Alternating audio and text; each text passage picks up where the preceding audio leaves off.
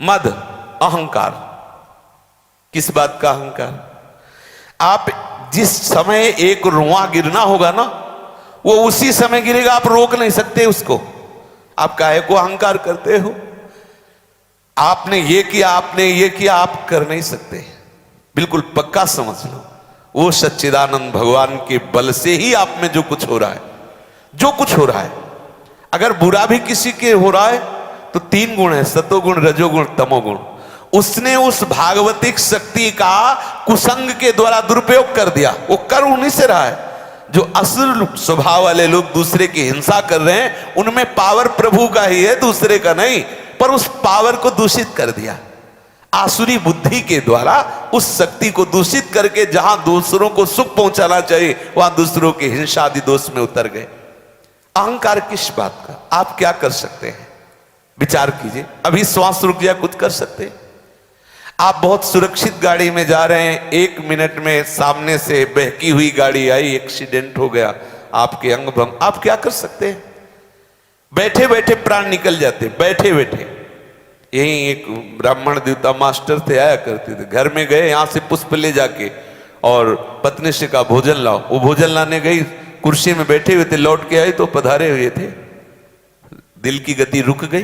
किस समय क्या हो जाए, आप किस में समर्थ हो, मैं बताओ। आप चाहो कि मेरे ये बाल सफेद ना हो क्योंकि काले से शोभा बनती, कोई तिथि तारीख किस दिन से सफेद होना शुरू हुई है पता चला आपको? नहीं। आप चाहते हो रोज बनाना पड़ता है, यार निकले ना तो अच्छा है, बनाने की झंझटे कर, लेकिन देखो कौन सी तारीख कब निकले है आपको सुधी नहीं। सब भागवतिक शक्ति के द्वारा हो रहा है।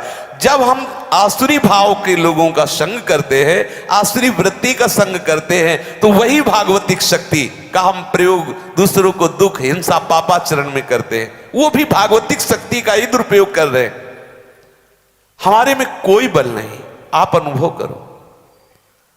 अगर आप में सत्क्रियाएं हो रही, भजन हो रहा है, धाम वास कर रहे हैं, ग्रंथ पढ़ रहे हैं, आप बोल सकते हैं प्रभु के विषय में, भगवत महिमा के विषय में, तो प्रभु आपको दे रहे इसलिए बोल पा रहे हो। प्रभु आपसे बुलवा रहे इसलिए बोल पा रहे हो। प्रभु आपसे करवा रहे इसलिए कर पा रहे हो। नहीं तो अपने में कोई सामर्थ्य नहीं, पक्का समझ लीजिए। ये जिनको लगता है अरे क्या भगवान, वो भी उन्हीं के बल से कह रहे हैं। बेचारों को पता नहीं है, बैटरी तो वही है, बिजली तो वही है, वो व्यर्थ में ऐसे कहते हैं, अज्ञान के कारण उनको समझ में नहीं आ रहा। अगर ये बात आप समझ जाएं कि जो कुछ भी मेरे में शक्ति है, सामर्थ्य है, बुद्धि है, वो सब मेरे प्रभु का प्रसाद है, तो अहंकार आएगा। राधिका सहचरी जी सहारनपुर से, पूज महाराज जी के श्री चरणों में कोटि कोटि प्रणाम। हमें कैसे पता चले कि हमारे अंदर अहंकार या घमंड है या नहीं? हाँ, जब हम दूसरों के दोष दर्शन देखने लगे, दूसरों से अपने को अच्छा नजर आने लगे कि मैं अच्छा हूं, जान लो अहंकार आ गया है। जब किसी से हम अपनी मिलान करने लगे और अपने को लगे मैं इससे अच्छा हूं, तो समझ लेना अहंकार आ गया है। चाहे किसी वस्तु, व्यक्ति, स्थान को लेकर हो, या किसी सद्गुण को लेकर हो, या भजन को लेकर के हो, या किसी भी तरह। जब हम किसी से मिलान करने लगे और हमारी बुद्धि ये जांच कर ले कि ये तो हमसे नीचे है, मैं इससे श्रेष्ठ हूं, बस जहां किंचन मात्र किसी पर दोष दर्शन हो वहां गुणाभिमान है। बिना गुणाभिमान के दोष दर्शन हो ही नहीं सकता। जिस दिन गुणाभिमान नष्ट हो जाएगा, उस दिन सब में निर्दोष परब्रह्म की स्थिति का अनुभव होगा।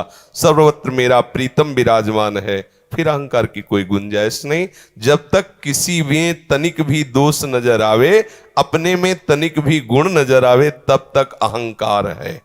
समझ पा रहे?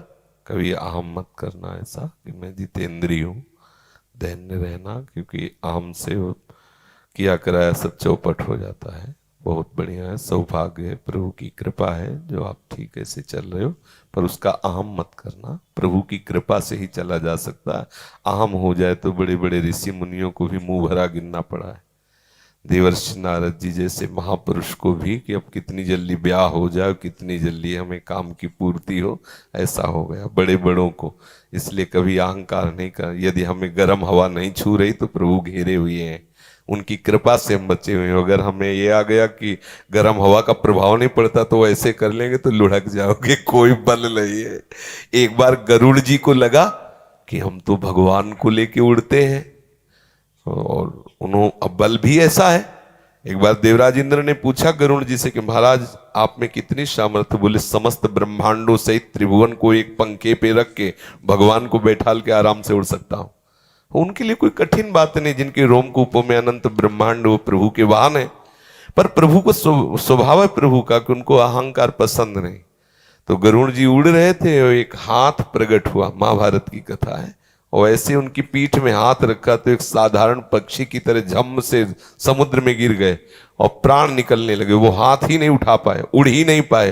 तो उन्होंने भगवान का स्मरण किया तो भगवान ने कहा ये सिर्फ हमारा पंजा है, तुम हमें बैठ के उड़ सकते हो ऐसा गर्व मत करना, हमारी ही सामर्थ्य में तुम हो, उड़ते हो मेरी ही सामर्थ्य, मैं तुम्हारी सामर्थ्य से नहीं हूं, तुम मेरे। तब उनको लगा कि प्रभु आपके ही बल से मैं उड़ रहा हूं। तो जैसे ब्रह्मचर्य है, जितेंद्रियता है, तपस्या है, ज्ञान है, वैराग्य है, व्रत है, नियम है, ये प्रभु की कृपा कोर से है। अगर अपने में देखा जाए कि मैं सामर्थ्यशाली हूं तो पक्की बता देते हैं, मिनट दूसरा तब लगेगा जब आप कुछ नहीं रह जाओगे। ऐसी वो माया शक्ति से संपन्न है, किसी का कुछ नहीं, इसलिए ऐसे ही रहो।